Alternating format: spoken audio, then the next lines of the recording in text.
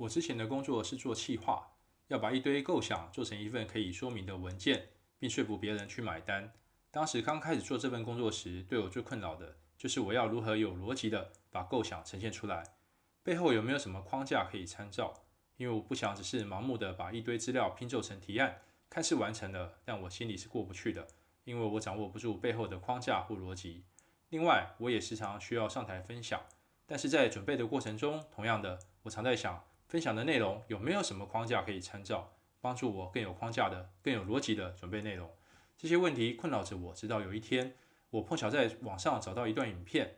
这部影片谈了一个想法，叫做黄金圈理论。它的内容是3个圈，由内而外，分别是 Why、How、What， 很简单的3个英文字，但是理解起来不容易，要应用更是难。分享者是塞门·西奈克。影片中，他以苹果公司当例子来解释黄金圈理论。Why？ 苹果公司相信现状是可以挑战的，他们想以不同的角度来思考事情。How？ 因此，他们以好的设计、容易使用及对使用者友善的方式来设计产品。What？ 所以，苹果公司做出了苹果电脑。想买一台吗？看似简单的3句话，但若是顺序不同，结果就完全不一样了。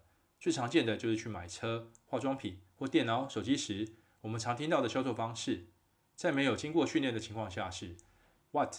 我们的产品很好，有这个功能、那个功能，有这个成分、有那个成分。How？ 可以满足你的这个需求、那个需求。Why？ 的部分通常没有。通常听完后，我们的反应可能是谢谢，我先自己看看，有需要再找你。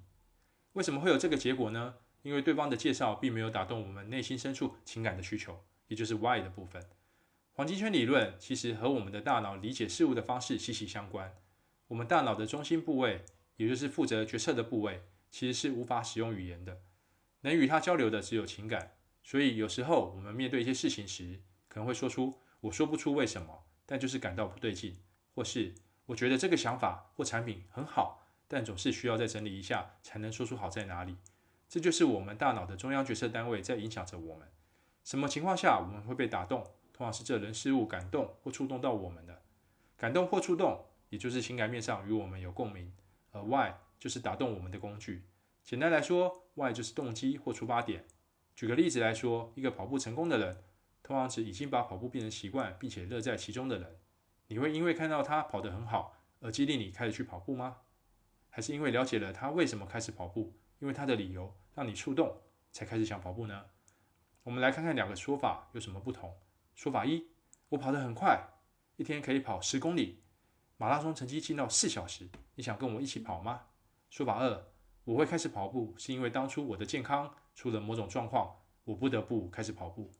或是另外一种，我当初因为面对很大的压力，结果发现跑步可以帮助我很好的疏解压力，这是我开始跑步的缘由，只是一直坚持跑下去，结果就跑得不错了。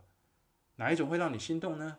你若是有同样或类似的状况，说法2应该会让你心动，也想开始尝试跑步了。若是有，就代表你被说服了。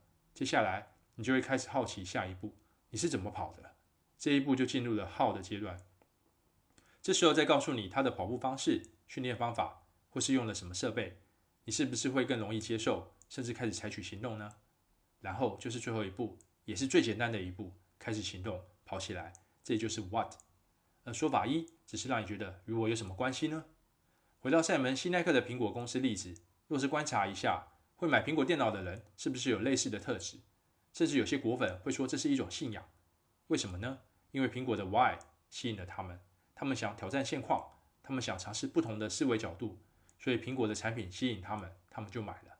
我自己在做影片分享时，也会运用这个逻辑。就如上一部影片如何阅读一本书，我会找这本书来看，来学习，是因为当初我读书很慢，这件事很困扰我，尤其还在求学阶段，有一堆书要看，或是进职场后有一堆书想看，但是因为读得太慢又没效率，总是让我放弃。直到有一天，这本书出现在我眼前，一瞬间就吸引了我，所以我就开始研究它了。这是我的 Why。若是你有跟我同样的困扰，你就会对我的影片产生好奇，想了解下影片后面的内容 How， 甚至也会对影片中提到的方法有了尝试的念头。接下来就会采取行动，用这个方法去看书 What。 黄金圈理论可以应用在很多地方，不只写文案、做影片，也可以应用在销售、说服别人，甚至对自己的职涯规划也有帮助。例如，我们每天去工作，有些人做得很起劲，有些人就是每天像坐牢一样。为什么呢？这就是我们没有去探究 why 做这些工作。我们只是拿到工作就开始做 what， 顶多掌握了怎么做这些工作的技术 how， 但我们较少去探究为什么要做这些工作。这些工作对一家公司的运营有什么影响？这些工作是怎么来的？若是你开始去探索这些问题的答案，你就会开始重新审视你手头上这些工作与公司运营、生存的关系。这些工作开始有了意义。若是这意义是你认同的，你就能开始起劲的做；但若不是你认同的，你也有了判断的基础，决定是否继续做这些工作。